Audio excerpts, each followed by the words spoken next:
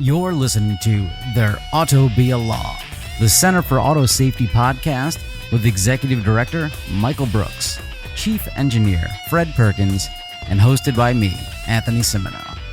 For over 50 years, the Center for Auto Safety has worked to make cars safer. Hello, welcome to Fascism Watch. Wait, no. Welcome to the Center for Auto Safety. And we're going to tell you all about how to make your life better behind the wheel or on the road. That sounds about right. Let's start off with NHTSA saying, hey, remember what that last guy did? Bad. Let's lower corporate average fuel economy. I don't understand this. This is, so under the Biden administration, they did this saying, hey, we'll get CAFE standards. That's the average gas mileage that an entire fleet from a manufacturer should get to, like a little over 50 miles per gallon, which sounds impressive, but I had a Saturn back in like the late 90s and it was getting like 40 miles a gallon. So that doesn't really strike me as impressive. And you can go back even further. They had cars in the 80s, which NHTSA also destroyed, that were getting like 70 miles per gallon, called the Research Safety Vehicle. That was cool. So these guys are just like, yeah, this is bad. From an article on MSN, last year, 120 tough Republican lawmakers said NHTSA exceeded its authority by adopting fuel economy standards that effectively mandate EVs while at the same time force the internal combustion engine out of the market and make us eat tofu.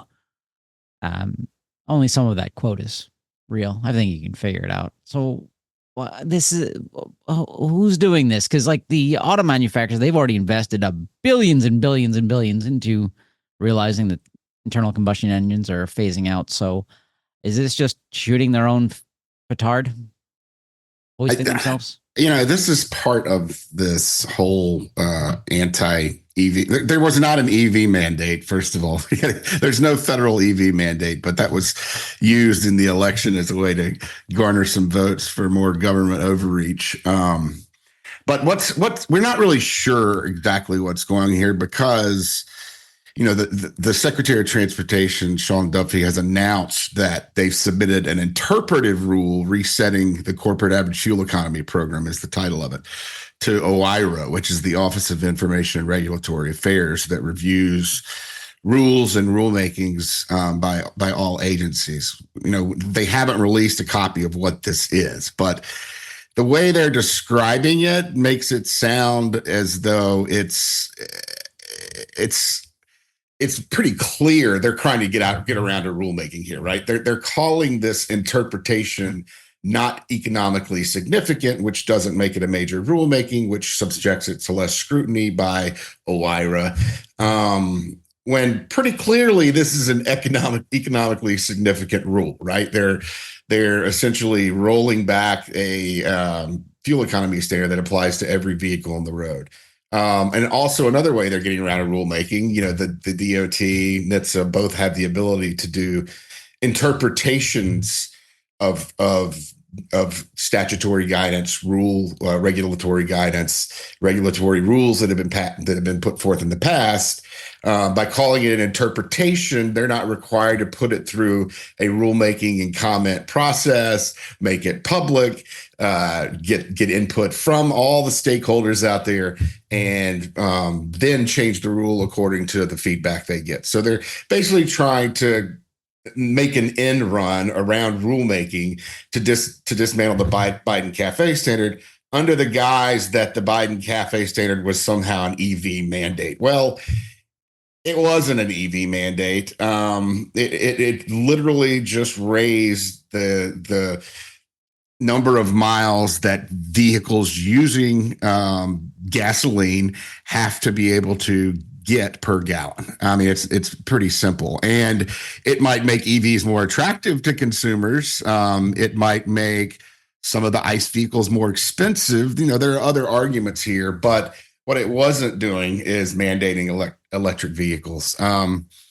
And so, we'll have more on this when we see exactly what they're doing. But, I think it's fairly safe at this point to, look at this as a somewhat sneaky attempt to modify something that, the folks at NHTSA spent the the greater part of the entire Biden administration trying to do after that standard was, the CAFE standards have been incredibly politically, I guess, fraught with trouble over the years because automakers continuously oppose them.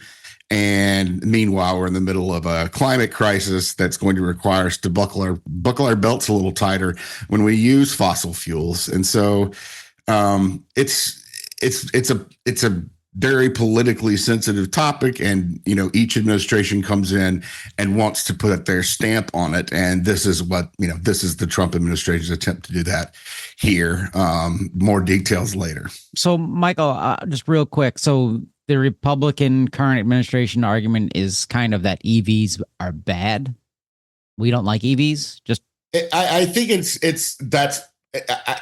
I don't, look, all this stems from this. All this stems from like the climate denialism. Should government be doing anything to prevent global warming from occurring? You see the Trump administration shutting down scientific reports on global warming, going after NOAA and going after attacking the weathermen, doing all these crazy things that are simply based on this anti global warming philosophy, for lack of a better word. I'm not sure if it even qualifies as philosophy, but it's hugely problematic when you start calling things that they aren't. Like the CAFE standard has been raising vehicle fuel economy standards for years to the benefit of everyone except the oil industry, and maybe the auto industry at times, which is tasked with creating vehicles that can get more miles per gallon, and maybe consumers come up, end up funding that through higher vehicle prices at some point too. But overall, it's a great goal. We're going to use less fossil fuels, rely on fuels coming from countries we haven't historically been the greatest of friends with, and that we may not want to align ourselves with. And it's been a net positive period for the United States. And now that, they're attacking, what's been a great standard in America overall and trying to eliminate it because of some pretty significant scientific denialism that's going on. It's, just one added to the list of scary things that are taking place right now under this administration. I'm so confused because didn't, maybe a month ago, convicted felon and unfortunate gesture, weren't they on the White House lawn promoting EVs? So confusing. Yeah, nothing makes sense, and when there's no logic, anything flies. Well, continuing with no logic, General Motors. So General Motors, they change their strategy. It seems weekly, which is very strange. But they're sending emails out to their white collar employees with the phrases, "We need your help. Emission standards that are not aligned with market realities pose a serious threat to our business by undermining consumer choice and vehicle affordability. And have you seen our Hummer SUV?" Again, more cognitive dissonance here, but this is an article in the Wall Street Journal titled, "GM is pushing hard to tank California's EV mandate." Just a refresher course, GM released the first EV in California in the early 90s. So, hey, we love you. We hate you. We love you. We hate you. They just want to be short sold. In my opinion. But hey, GM is just odd. Fred, you have all your money tied up in GM, right? Not me, sir. You must be thinking of some other handsome devil. Yeah. Yeah. So and this is more, this one is, people keep using this one is specifically directed at California. California has the measure that actually bans the sale of gasoline powered cars and trucks by 2035. And I think that I'm not exactly sure about this. I think that applies to hybrids as well. That's a pretty problematic deadline. And given the fact that the federal government's been withdrawing from funding charging outlets and stations across America and laying out the infrastructure for electric vehicles, 2035 at this point has to seem like an incredibly optimistic goal to actually ban the sale of new gasoline cars and trucks. Maybe it's a laudatory goal in many ways. I mean, I think we've talked about this on a number of occasions, how hybrids might be the best way going forward for the moment until electric vehicles can trim their weight and their size and the issues with batteries and charging and a lot of things that are going on there. But in this case, this is an EV mandate, unlike what a lot of people have been casting the federal government's activities as. So General Motors, which, did build one of the original electric cars, or at least one of the original mass produced ones, and has kind of, what do you call it when someone is saying one thing and changing their mind constantly, kind of waffling, crawfishing on the electric vehicle commitment. Schizophrenia? That's probably a little too far. It's they're doing what companies do when a new pair of pants moves into the White House. They're kissing up to whoever's there, right? I mean, when Biden was in the White House, GM is saying, "Oh yeah, we're going to do electric vehicles. Let's go, Joe." And now that Trump's in the White House, it is a complete reversal of that. And let's go attack the California measure, and let's not commit to EV. So it is pandering at best. And what a pair of pants he has in that White House. My word. You could fit a family of 5 in those.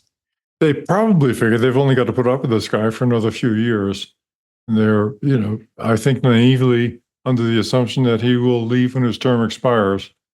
But I agree with you. They're just watching which way the political wind is blowing and trying to get their boat in front of that little breeze. Well, the problem I have with it is that, okay, they throw a bunch of money towards EV manufacturing and whatnot. Then they're like, we're not going to do that. They throw a bunch of money towards GM Cruise. Then we're not going to do that. And they're setting billions and billions of dollars on fire. And they could have just invested in safety and made cars safer. How cool would that be? They could make good cars instead of, like, literally they've set at least $5 billion on fire with this stuff. They could have, solved automatic emergency braking and made it awesome for less. Yeah, absolutely. That's exactly what I think they could have done with that. Yeah, but hey, I'm just an optimist. But on a positive note, it is National EMS Week. So if you have the unfortunate opportunity, I guess, hug your EMS worker, but just wait for them to finish doing the chest compressions. And everything else they do, which is, EMS professionals are, EMTs, paramedics, I think the EMS week is specifically focused on the paramedics and the emergency medical technicians, not necessarily the firefighters, who are also a critical part, and the police to an extent, who are part of the critical response to all crashes. But we talk a lot on this show about fatality statistics and fatality rates and injuries and all the bad things that happen in car crashes. But that could be so much worse if we didn't have these professionals on the ground taking risks. And, they're thrusting themselves into the midst of some of the, most horrific human traumas that happen day to day in our society. And they have to deal with that on a personal level as well. So these folks should be admired. And frankly, like police officers, firemen, teachers, should be paid more and valued more than they are by our society. Yes. And if you're driving down the road and you see them over on the shoulder, move out of the lane. Give them extra space. Yes, please. I've been watching my share of police chase videos in my ever expanding attempt to gain a knowledge of what conditions and under what, when are these pursuits practical, when they should be taken up. And I'm just completely shocked by the number of drivers who are not watching in their rear view mirrors, or completely out to lunch when it comes to getting out of the way of police and fire vehicles. It is absurd. And it kind of shows you why we have a traffic problem in America, when that many people are not paying attention to their surroundings while driving. Shameful. Hey, so Fred, I got a question for you. You come to an intersection. It's a nice sunny day. You hit your turn signal to go right. What color is the turn signal on the exterior of your car? Mine happens to be red, but I was behind a Cooper Mini yesterday that has a fancy turn signal that's amber. And what was interesting is the left It points the turn wrong signal. way. Yeah, it points the wrong. It points I've back seen towards that the center of too. the It is car. super goofy. You turn Yeah. they turn the left blinker on, and there's suddenly an arrow pointing to the right, blinking. Yep. The Wait, what? stupidest goddamn thing I ever saw. It is absolutely stupid. And I've seen the same thing and pointed it out to other people. And it is, it complies with federal motor vehicle safety standards. Somehow they don't have, a rule in there that says you can't have an arrow on the left blinker pointing right. Are all these cars made in Massachusetts? Because that seems like a very that's what I've experienced in there. No, everything in Massachusetts only has left wings on them. That's insane. I've seen the cool ones where you hit the blinker and like their arrow animates, but it's pointing in the correct direction. Yeah, this one's really odd. But, to their credit, they're using amber arrows, even though it's pointing the wrong way, right? So in the United States, we're allowed to use either red or amber for the turn signals. Why would I choose one or the other if I was manufacturing a car? Apparently, the amber ones take more power to produce the light required to meet the visibility requirements of the standard, and so they cost more. And apparently, there's some consumers prefer the look of the red to the amber, even though they'll never see it while they're driving their car. So those are the only real things I've been able to dig out. I'm assuming that this is all going on because it's cheaper, like a lot of decisions that are made in the industry. If a red turn signal is cheaper and you have that option, the industry is going to take it the majority of the time. Fred, why do they paint farmhouses red? Well, I'm sorry. Say it again. Why do they paint farmhouses red, like barns on farms? Why do they paint them red? I'm hoping you know the answer to that. Cheapest color paint. Yeah. Oh, there you go. That's right. They can make it with rust. Yep. Yeah. So Michael, but in Europe, all the turn signals are amber. Yeah, and there's been studies conducted by NHTSA. I believe the last time they did one was around 2009. That the one in 2009 found that amber signals have a 5.3% effectiveness in reducing involvement in two vehicle crashes where the lead vehicle is struck from the rear, while turning left, right, merging in traffic, changing lanes, entering, leaving a parking space. I mean, it looks like amber signals are more effective. And so why they weren't, and there are other studies that show an even higher, rate of effectiveness for amber turn signals. I think that they stand out better. And there's a lot of reasons behind that are probably not worth getting into, but they offer more contrast to the background and other things. But if you've got a finding by a federal safety agency that shows a statistically significant impact of yellow turn signals over red and reducing crashes at 5.3% in certain cases, why aren't you doing that? The cost cannot be that much higher for amber lamps versus red. So it's kind of a no-brainer, and yet nothing has been done here. Meanwhile, most of the other countries around the world require amber, and their fatality rates are much better than ours at the moment. Yeah, it might surprise our listeners to know that there's a body of design standards put out by the United Nations. It's called the United Nations European Council on Economics or something like that. Yeah. But anyway, there's a whole raft of standards that are out there. And this amber light is included in the standard that comes out of the UNECE. And just a quiz for you, Anthony, what major country does not adhere to the United Nations European standards? North Korea. United States. North Korea is not a member of the UN. I don't think. United States. And then and if the United States is against it, so is Israel. Well, isn't that how things work? No. If you listen to our current national politicians, one of the worthless things the United Nations does is provide international standards for safe operation of vehicles. That also extends to autonomous vehicles and a lot of other aspects of vehicles that people all over the world buy. So part of your dollar that's not being spent on the UN is keeping the United States from harmonizing with world standards. By the way, this also harms US businesses, because if you are producing an automobile consistent with US standards only, you can't sell them in Europe, you can't sell them in Japan, you can't sell them in a lot of other places where people tend to buy a lot of cars. So another example of politics shooting the industry in the foot. That's how we like to live here.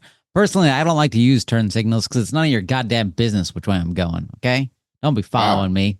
Privacy advocate. Yeah, I know, that's just nuts. The people who do that drives me nuts as a pedestrian. It makes me crazy. Okay.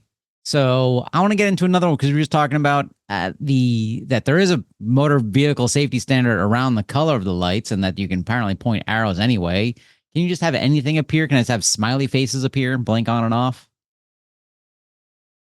I think there are some standards around. I think we talked about this a while back. Some standards around the shape or the size of these things. But it can be an arrow pointing the wrong direction. I think they have to be. The light has to be connected somehow. You can't have, a pointillistic, big, wild design going on with your brake lights, because it needs to convey information. It needs to convey that you're going left, even if it's pointing right.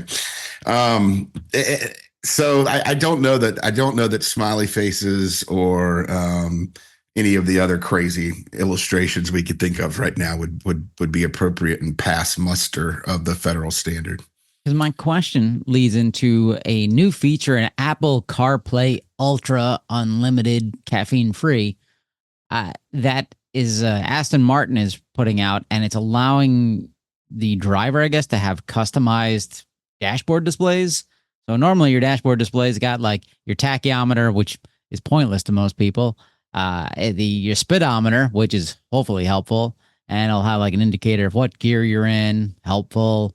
If you need to stop and get a cup of coffee. So this, it seems, allows, like, they'll throw all sorts of stuff in there. Users, from the article in Gizmodo, users can change up various gauges on the dash and bring up apps like Apple Music or Maps in between your temperature gauge and speedometer. And it seems it allows, like, you to do a whole bunch of things. So my question to Mr. Brooks is, what is required to display in front of the driver? Is anything, or is it just like anything goes, free for all?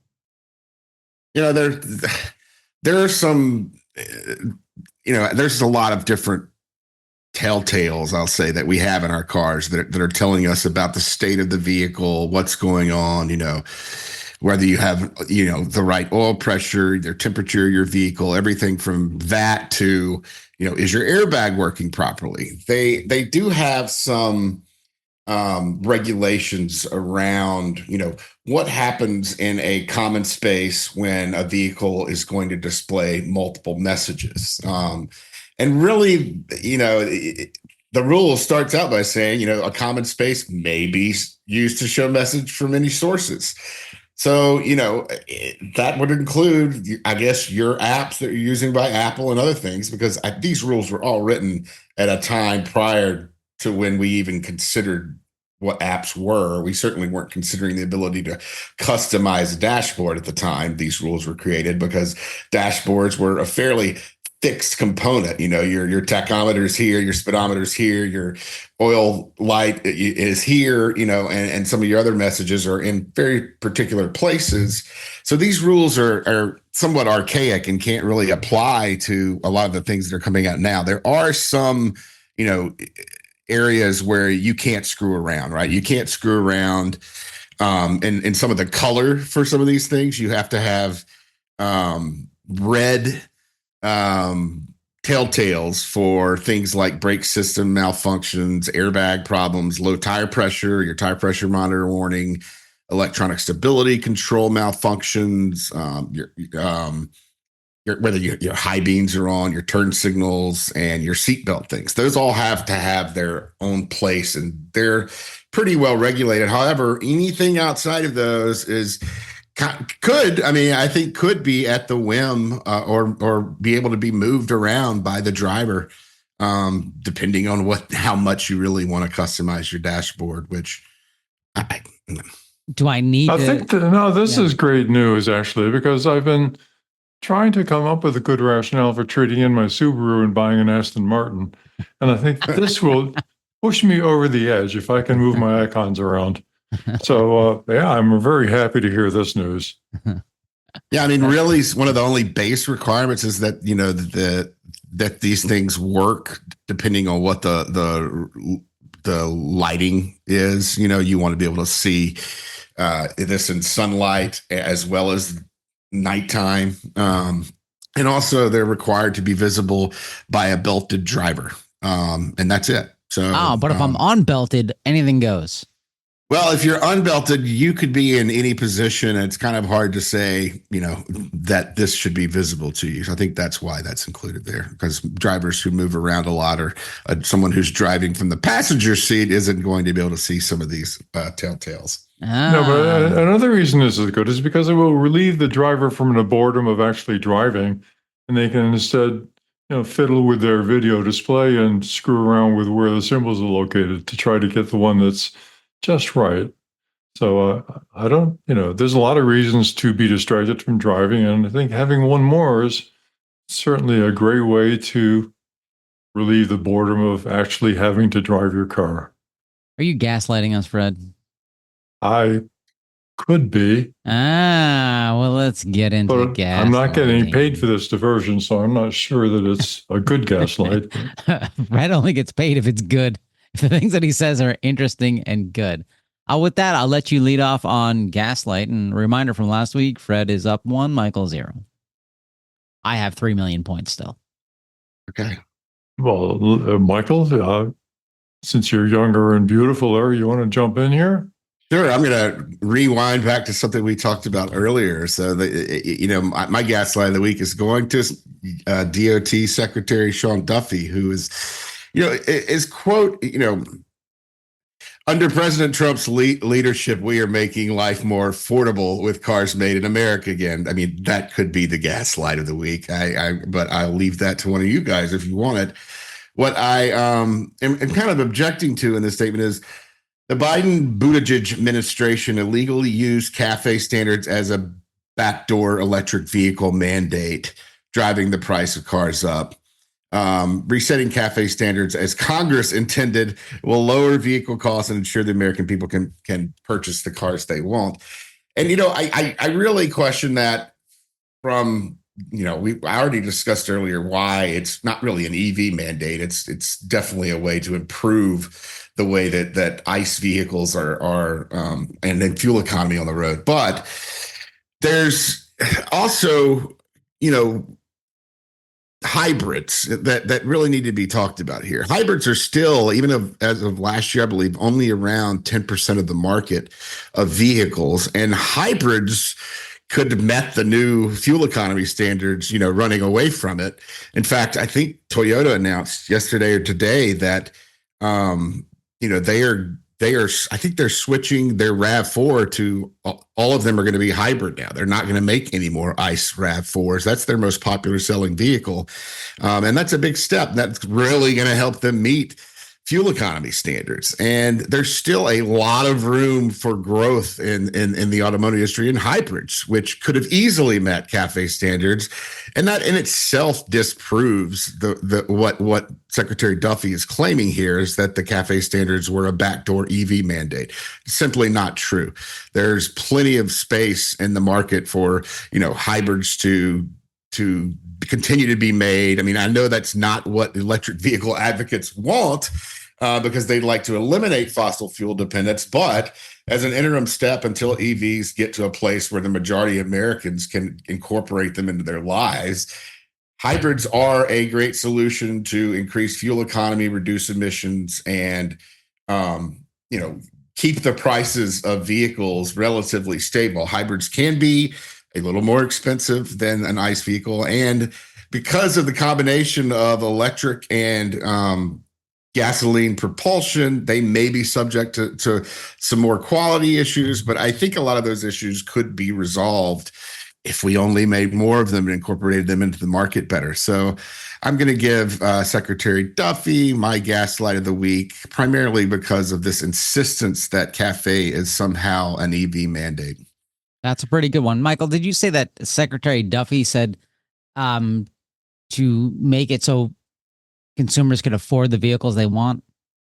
And there's a lot of choice. There's a lot of this I gotta jump in here because go for it. Because he's now my gaslight of the week, okay? Because this is nonsense. Because the car I want is an Aston Martin Vanquish, and that's $500,000. It doesn't matter what the fuel standards are. There's no way I can afford that. Even the used ones go for $250,000. He's my gaslight of the week. That's it. Show's over. Go home. Yeah, vehicle choice is problematic. There's even AAA uses that sometimes when they're defending people's right to buy whatever size pickup truck or whatever they want.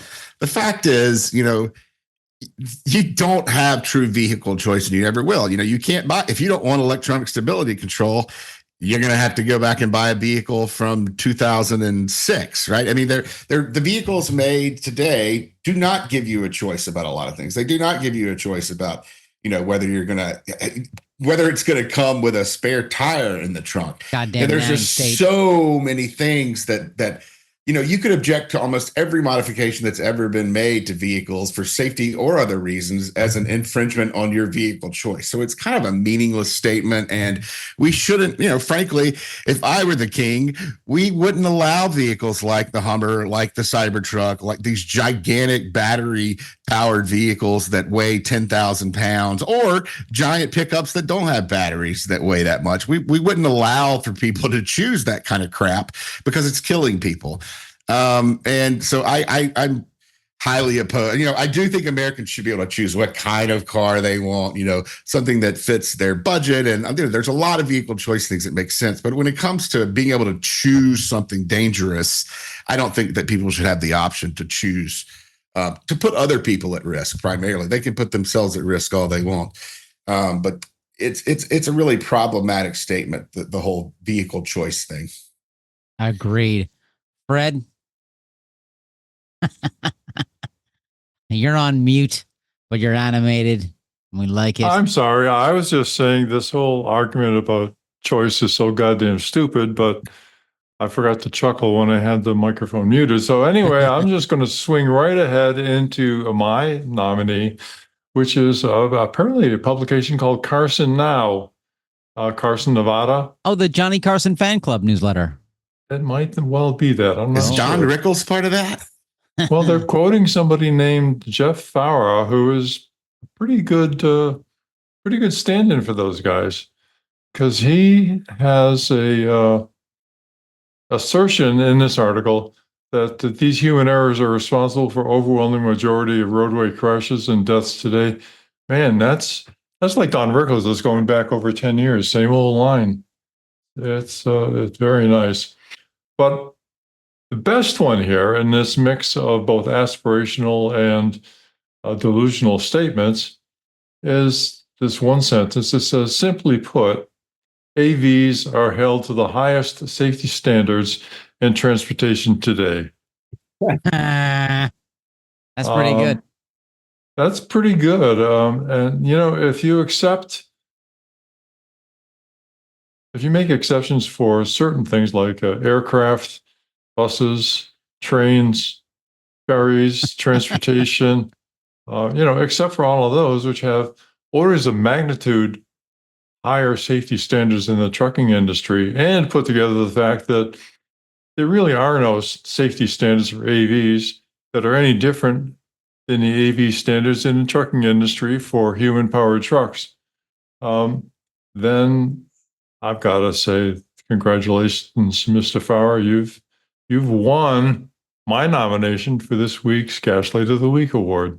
That's a pretty good one. But today's answer was Sean P. Duffy. But thank you for playing. We have some lovely parting gifts for you. You can pick them up at your local Piggly Wiggly. Damn it. I know. So my original gaslight was going to be a company called Aurora. So let's talk about Aurora. Aurora Innovation. We put driverless semi trucks on the roads of Texas because Texans have a death wish. I'm not sure. But so Aurora made this whole case saying, hey, we will not put vehicles on the road without drivers unless we are confident they are 100% safe. Absolutely no way. And this was 3 weeks ago. They put these semi trailers on the roads of Texas. And what do they have now in it? Human safety drivers. Uh-oh. What happened? From this article in TT News, what is the Transport Topic News? Everyone's a subscriber. Driverless vehicle developer Aurora Innovation is putting a human back in front of the wheel of big rigs operating in Texas, reversing course in less than 3 weeks ago after the company began commercial autonomous service. We are confident this is not required to operate the truck safely based on exhaustive testing and analysis that populates our safety case, says the CEO of Aurora. But hey, the people that are actually building the trucks, they're like, we want a safety driver in place, which I find we're totally safe. It's just our customer who's using this. They don't think we're totally safe. And they realize, hey, maybe we need somebody inside the vehicle. Aurora. Yeah, well, it gets better because I know. They stripped all of the insignia off the truck so that people wouldn't be able to identify it as the pack car truck that it was. And, there was an analysis we read of the finances of the industry, in particular of this Aurora. And they're definitely on the ropes. They've got to come up with multiple billions of dollars, liquid or diluting all of their current stock and potentially bankrupting all of their stockholders, or not bankrupting them because they're stockholders, but wiping out their value. So there was a lot of speculation last week about why the founder of Aurora had abruptly left the company. And if you read these financials, apparently it's a case of something to do with sinking ships, and he wanted to get out before his stock was so diluted that it wasn't worth very much. We're speculating, of course, but that's just a case of putting one and one together and suggesting that it might possibly be two. Yeah, I got my first reaction when I saw this was that Packer's uncomfortable with the potential liability risks of not having a driver in charge of a semi truck on the road. We're not sure how much information Packer and Aurora are sharing on the operations here. I mean, maybe there was a significant safety issue that Packer saw, and they're like, we got to get the driver back in there. But I mean, the way this reads to me is that Packer is simply not as willing to risk their future profits on the fact that Aurora has made the decision to use their vehicles in its testing and now what looks to be deployment on the roads of Texas, and wanted to pull back from that whole scenario to avoid liability.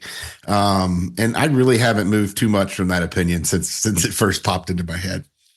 Yeah, still listeners, with AVs, whether semis or your Waymos, eliminating the driver doesn't really save much money. Like, not really sure what the big push for that is, because the human gets to monitor the system, be like, hey, there's a problem. But hey, you'll have people remotely doing that, right? And everything will be better in the future. Unless you live in Texas. So hey, Fred, with that, let's spice things up a little bit, huh? All right. So I'm driving down the road here. Oh no, it's starting to rain. Oh God. And then my car's hit with lightning. What do I do? Do I grab do I try to touch any piece of metal inside the car? Do I say, hey, my tires are rubber, man, so I'm totally grounded, I'm good to go? Or do I just not care and keep going? Well, it's shocking that you would ask. Yeah, see what I did there? Yeah, that was good. Welcome to the town. Very good, yeah. Okay, so This is actually a very interesting subject for people who are really boring like me. Oh, It fills in a lot of blanks for me. So, what is lightning? Basically, lightning is a big spark, right? Yep. And lightning happens when the electric field strength exceeds 3 million volts per meter. So you can, a meter is about a yard, right? So if you've got a lightning strike that goes from the ground to the vehicle or ground to cloud, then you've got a lot of voltage working in there. And interestingly, though, the 3 million volts per meter is only about 1% of the electric field generated inside of the mitochondria, which, as you remember from your biology, are subcellular organisms that exist symbiotically within your body's cells to drive drive chemical reactions that keep you alive. So wait, I gotta jump. So you're telling me the mitochondria inside my body is more electric than lightning? yes, by about a factor of about 100. Yeah. That's why chemistry works inside your cells, because it just rips the molecules apart. Now, I could be a little off in this. I'm not an expert on intercellular electric fields, but thought that was very interesting. Anyway, your question is, can you reach the metal inside your car if you're getting hit by lightning and be okay? Well, number one, it's unlikely you're going to do that because the lightning happens pretty fast. But have you seen my reflexes? I'm like, well, that's all right. You are an F1 fan, so you got to be quick. But lightning, it turns out, isn't just one thing. Basically, what it is a bunch of pockets of charged particles in the air, each of which are ionizing, and then eventually they touch their tendrils together. Not too different from the solid-state battery dendrites that we were talking about last week. So another kind of resonance there. But when lightning discharges from cloud to ground or ground to cloud, it can go in either direction. It's actually not one stroke. It can be 3 to 4 individual strokes, sometimes as many as 30. The lightning can go either from ground to a nearby cloud, or it can go actually way up into the stratosphere. So a lot of stuff, a lot of energy. And the reason it tends to linger is because the strokes are separated. The individual strokes are separated by a few milliseconds. So if you look up at the sky and then see the lightning, it tends to persist there for a while because you get this ionized channel, which is conductive, that persists for a while until it gets blown apart by winds. Now, what that means, though, is that it's not a direct current kind of thing that could go through your car and heat it up and make it too hot. It's this kind of discharge tends to travel through the skin of the metal. Another interesting fact is that that's why you find twisted metal, fine strands of metal in cables that you take apart rather than just a solid wire, because the charge of alternating currents tends to travel along the skin. So if you have a lot of little wires, you got more skin. So it makes it easier for the impulses to travel through. And that's also why they tell you to unplug your electronics before you turn them on or off, right? Or I should say, you should need to have them turned off before you plug them in, because there's an electrical pulse that goes through. And if you just pull the plug on it, you send an electrical pulse through your electronic device, which can destroy it. I actually found that was true with Raspberry Pis. So rather than just pull the plug on, we have to go through this elaborate procedure. Otherwise, you corrupt the memory. So that was a lesson learned too. Anyway, getting back to cars. So you've got this plasma basically floating over the surface of your car. And because it's not just one thing, because these charges bouncing back and forth, it's actually an alternating current that's going through. And because it's plasma, not just an electric current going through, you've actually got ionized particles next to your vehicle that are extending up to the clouds. That's kind of how these things work. Rather than fascinate you with more scintillating details of electricity, I'll just go to the bottom line here, which is you're pretty much protected by the car body against any static charge. The problem with lightning is it's not really a static charge. It's bouncing back and forth. So there's other effects going on. St. Elmo's fire, plasma balls, electronic Doesn't EMP. plasma balls? Doesn't he work in the Doge? Isn't that plasma balls? Yeah, that's one of them. But Okay, just checking. there's others as well. They actually do sometimes have been reported to kind of roll downstairs this little ball of lightning, because again, it's collections of charged particles that create the plasma. It's not just a current going through it. So there's a lot of stuff going on there. So you're protected against the static charge. You're not completely protected against EMP because the electromagnetic pulse, propagates out from the source to a certain extent. So again, why you need to be careful when you're plugging in electronics. You don't want that pulse to disrupt your electronics. Batteries in the car, batteries in a battery-powered vehicle are always, as far as I can tell, enclosed in a metal case. So these EMP isn't really going to get into the battery and cause a current surge through the battery that could cause it to short circuit or pop out or do any bad thing like that. It can affect the control electronics because you may have a pulse flowing through that. So if the electronics in your vehicle are not protected against electromagnetic pulse, or not lightning protected, if you will, then you could have a problem when lightning strikes your car. But it's unlikely to make your car go poof unless you had, for example, an exposed fuel tank and the plasma ignited the air around the vehicle. Okay, so if I'm driving down the street, and I get hit by lightning, what do I do? Do I A, stop the car, pull over, B, jump out of the car, take a TikTok video and be like, oh my God, followers, I just got hit by lightning? Or do I just not care and keep going? Well, what's going to happen is you're too slow to catch the lightning on your TikTok. So that'll just be a lost opportunity. And you probably have to go clean your underwear pretty quickly because it's really loud and a really bright flash. So I think that's the sequence. Now, if cleaning your underwear can get you onto TikTok, and I suppose it might, then you'll be able to combine those. Anything can get you onto TikTok. That's my OnlyFans page. Okay, but hit by lightning. To protect yourself. I think the number one rule would be, make sure your sunroof isn't open and your windows are closed, right? Because to an extent, having a sealed interior in the vehicle, you've got the Faraday cage of the metal around you, but wouldn't you be allowing some of the charged atmosphere into your vehicle if you have windows open versus plowing through it without?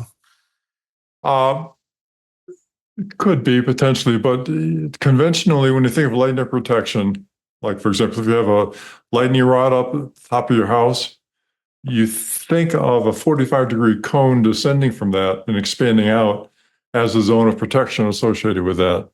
So if you think of your car, even with an open window, you've got a zone of protection that is, radiating out from the car down towards the ground.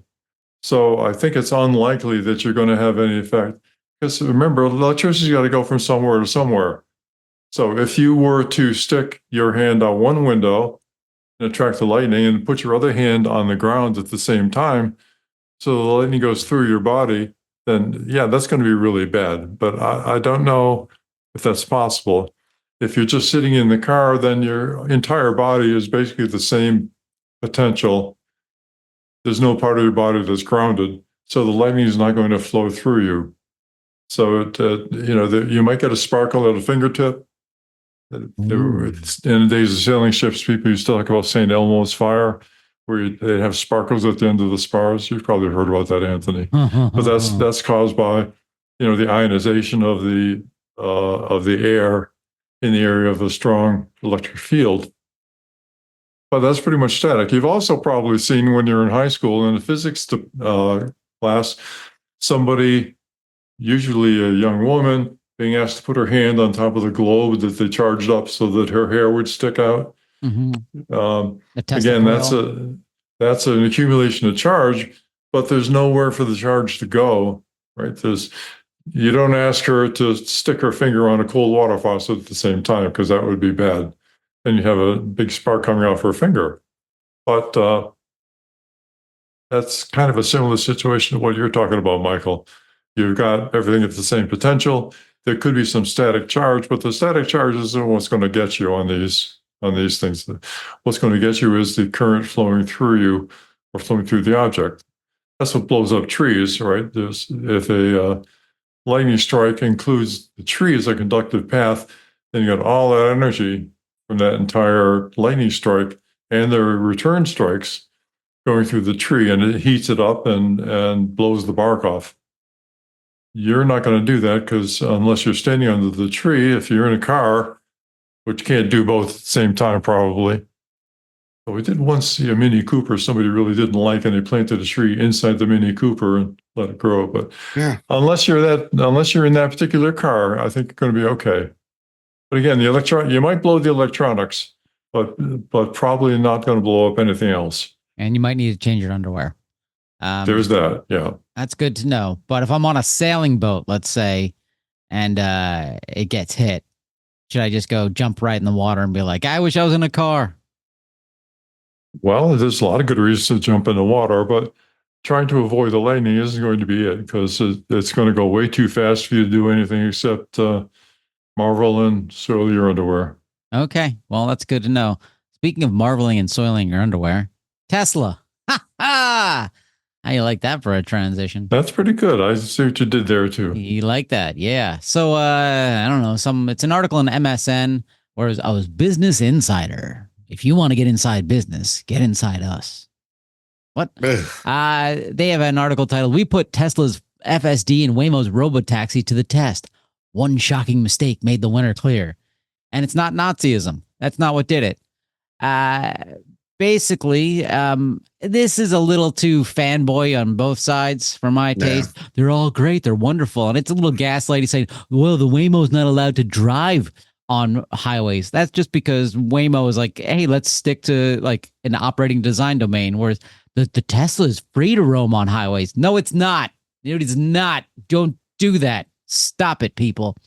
But in the article, the Tesla is coming to a fairly complex intersection. I don't know what that means. The Tesla's console screen showed how the car detected the red light and came to a dutiful stop. Then, despite the traffic light not changing, the Tesla drove ahead because it was busy reading Mein Kampf. Ha! Oh, yeah, yep. There we go. And apparently this is a common occurrence with Teslas, that they will see the red traffic light and they'll stop and then they'll go, screw this, man. Laws don't apply to me. I'm Elon. Yeah. Yeah. Their verdict is the Waymo is slightly better. Your imitation is getting worse, Anthony. I think you need to head back in the other direction. Yeah, I don't know who I'm. My imitations are just fine. It's the Bear Caucus talking now. Yeah, I don't know. I again wish that all of these cars would take at least the Mercedes approach and make them teal on the outside. But that's just wishful thinking, Michael.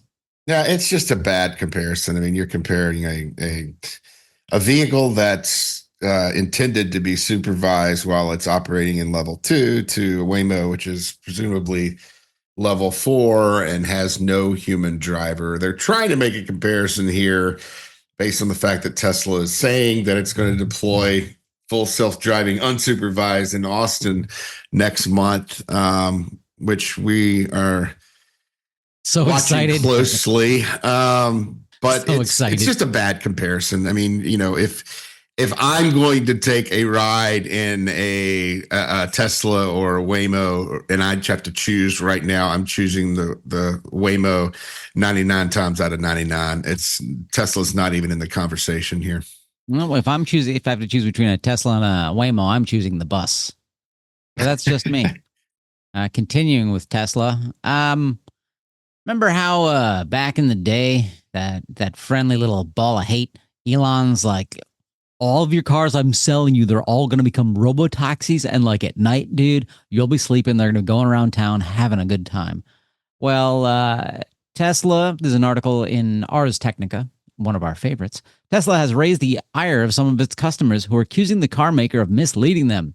Until recently, it would not allow customers who leased its EVs to purchase them at the end of the lease. Instead, the leases stated that it plans to use those vehicles in the Tesla ride-hailing network. Turns out, no, not a thing. So these people are like, hey, you wouldn't let me buy this car. I wanted to buy it. And you're like, they're going to be awesome robo-taxis and stuff.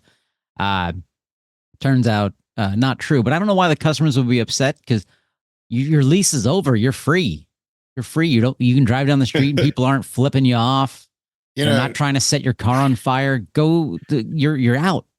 Some people get attached to their cars. I mean, I bought my little Volkswagen off of lease. I don't know that I'm attached to it, but it's how many people are flipping you off regularly? Well, that's a different. It's not because of the car you drive. It's because of the hat you wear. It's because I drive like a grandma sometimes.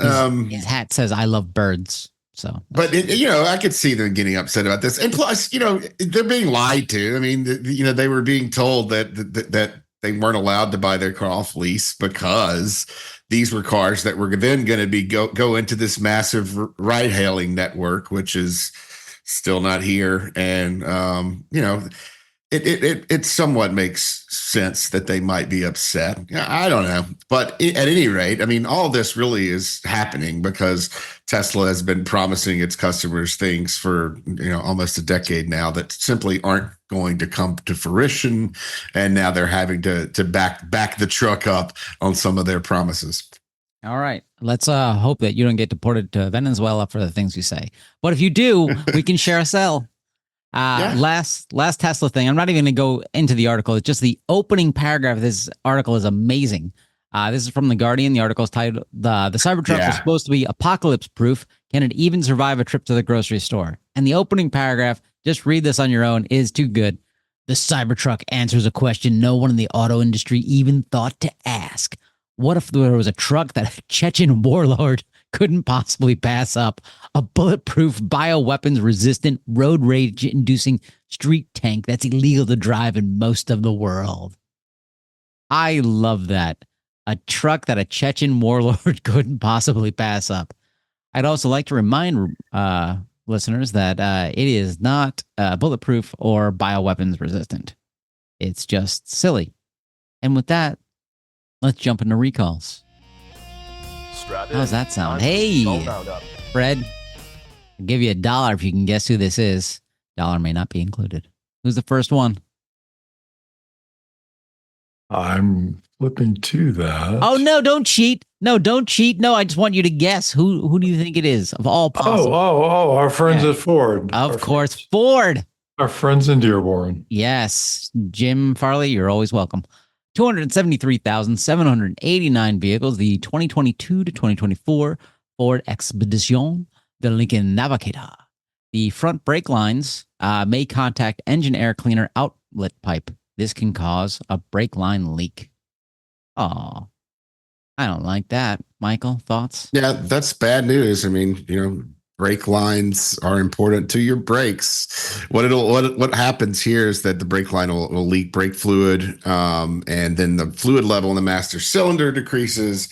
And at that point, if you're having this problem in your car, you should get a warning from your vehicle that the brake fluid levels in your master cylinder are low. However, if you persist to drive, it looks like you will have problems braking, which, is why you had the brake light. Essentially, this is caused by, while they're installing the engine, the radiator hose catches on the right front brake line and bends it. So this is a build problem. It's not necessarily a design defect, but it's something that's happening during the construction process that's just not working out right for Ford. And it's a large number of vehicles, about 275,000 of the Navigator, Lincoln Navigator, and Ford Expedition. So I think that the fix is going to be relatively clear. They're going to inspect your brake line to see if your vehicle had this problem. And then they're going to replace it with a new brake line if it is a problem, and they may even replace your air cleaner outlet pipe coming from your engine. And it looks like owners are going to hear about this right around Memorial Day. So get ready to take your car into the dealer soon. Perfect way to get out of that awkward family barbecue. Next up, come on, Fred, take a guess. Who's the manufacturer? I'm guessing Ford. Ford! That's right, 9,181 vehicles. The 2025 Ford F-150. The fastener used to attach the lower intermediate shaft to the steering gear may not have been torqued to the required specification. So they just didn't turn a wrench tight enough? Yeah, or maybe turned it too much. I guess that can happen as well.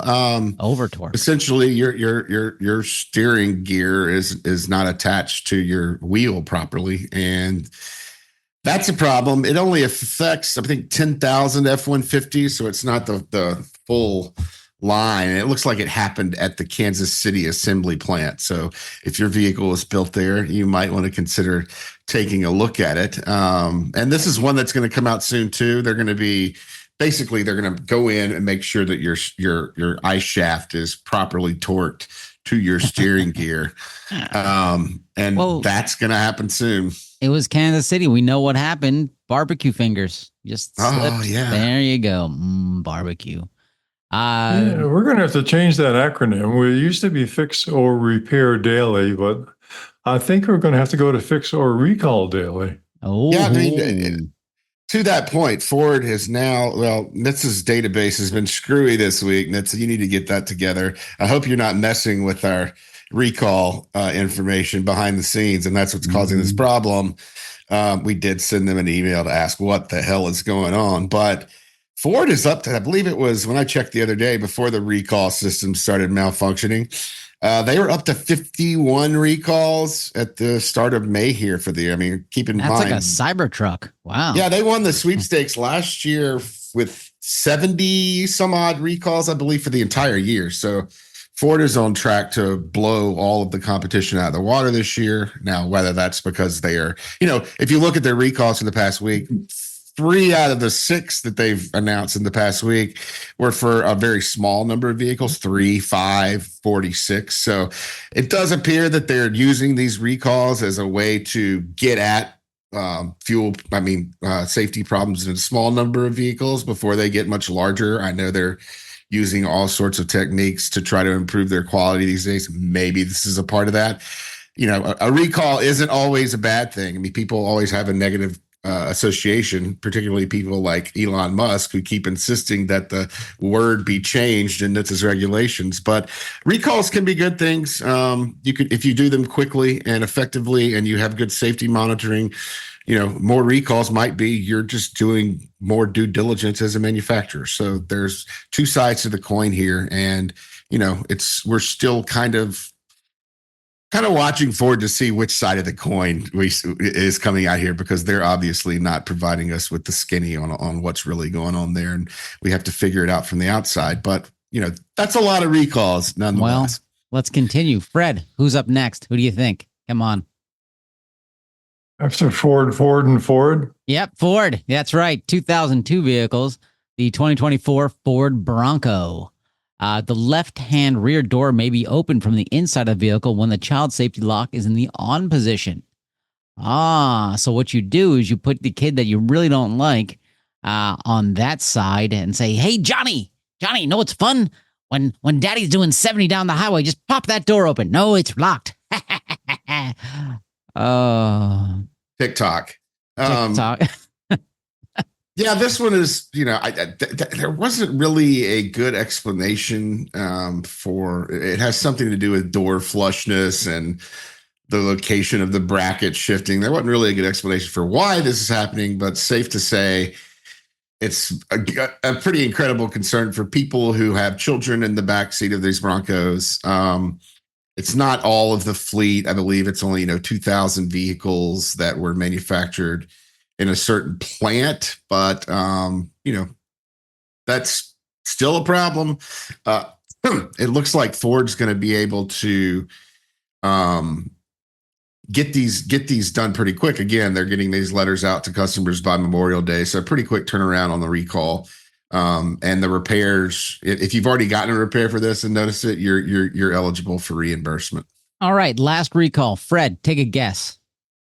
I'm going to guess Aston Martin. No, it's Good time to Toyota. switch. Toyota recalling 443,000 Tundra pickups over faulty reverse lights. Let me guess, the reverse lights point down. They have arrows and they point a different direction.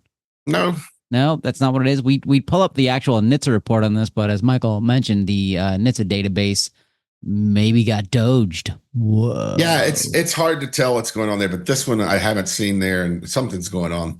But this one is essentially we're getting our information on this one from the media, but it's because the tail lights aren't sealed properly, moisture's getting into them, shorts out, and so when you're going in reverse, people don't know you're going in reverse by the indicator lights. They'll have to actually notice that your car is going backwards. So that's really the extent of that recall. Doesn't have a lot of information on. It looks like Toyotas will be owners will be notified by mid-July, and you can also check in. The article says to use NHTSA's recall lookup tool. I'm not sure how that's working for this recall yet, but you can probably check Toyota's recall website because they should have their information up and running. Well, that sounds good. And with that, that's our show. We are off next week, so we'll have a repeat of recalls. It'll be exciting. Till then, listeners, did you go to the site and donate? You did? Oh, you're the best. Bye-bye. Bye, everybody. Bye-bye. For more information, visit www.autosafety.org.